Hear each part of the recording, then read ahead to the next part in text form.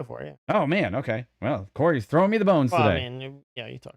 All right, so one of the videos that's done really well the last couple of weeks, obviously, Alice Aviation, or Eviation, we discussed that we had found things wrong with part of their initial design, where they actually had tip motor engine designs and so on and so forth, and they went back to the drawing board and released a different sketch on their Eviation aircraft.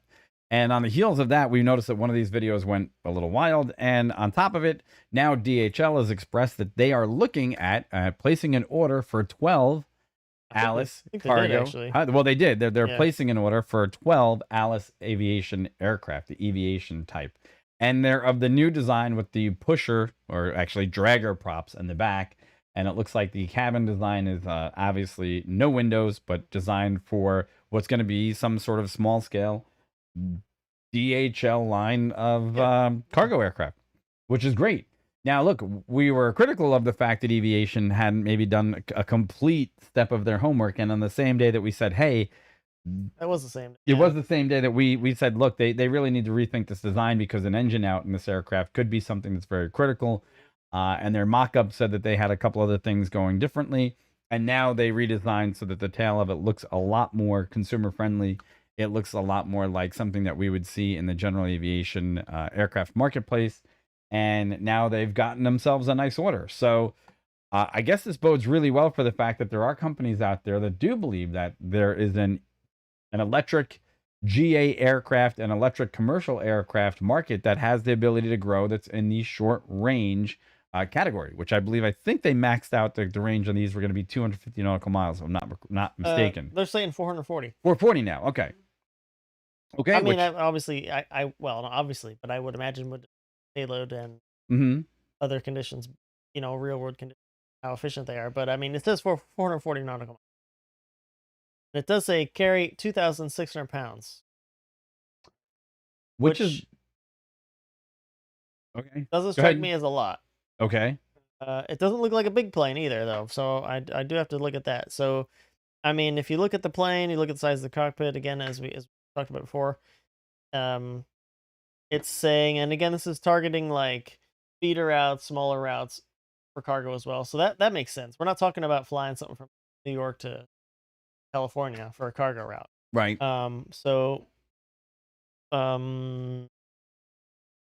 Yeah, I mean, they must, obviously, if DHL's already put an order in, they have a use case in mind. They've done some risk assessment there, or not risk assessment, case on, and they've justified the expenditure of those funds. So they must have something to do there. So. Right. And let's not forget that this also goes back into what we discussed a long time ago in April, which was UPS placing an order for Beta Technologies, eVTOL, and they had placed an order for those as well. So it's obviously some of these, I guess the what am I looking for? What do you call these guys? Shipping, not shipping, the air carrier? What? What's the name of the, oh God, I'm losing. UPS. Postal services? Not postal services. They're parcel. No, they're not shipping companies. I guess it's shipping. I guess if you're not talking about putting people on board, they're excited for the fact that they might be the first ones to have this type aircraft certificated for non-passenger transport, right? So as UPS moves forward with their order for Beta Technologies aircraft, and obviously Alice Aviation and DHL Express move together in shipping companies, there you go. Air cargo. That's the word I was looking for. Air cargo. Air cargo. Air cargo carriers, right? As these guys move forward with what they've got in the marketplace, they have the ability to go ahead and market these electric vehicles specifically towards carrying packages.